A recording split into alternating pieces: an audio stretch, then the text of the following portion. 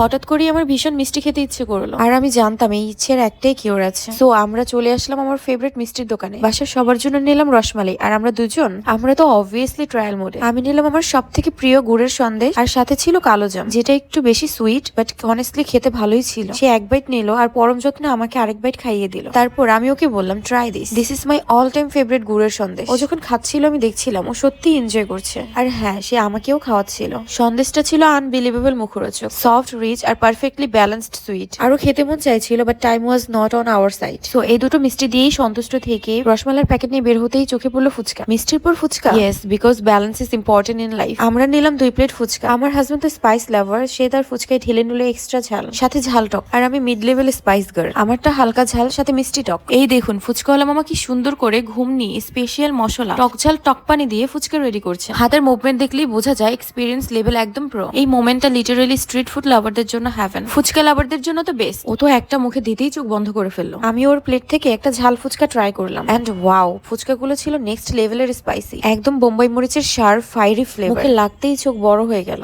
So guys, এই ছিল আজকের এক্সপিরিয়েন্স। একদিকে মিষ্টি টেস্ট, আরেকদিকে ঝাল টেস্ট, দুইটাই ট্রাই করলাম।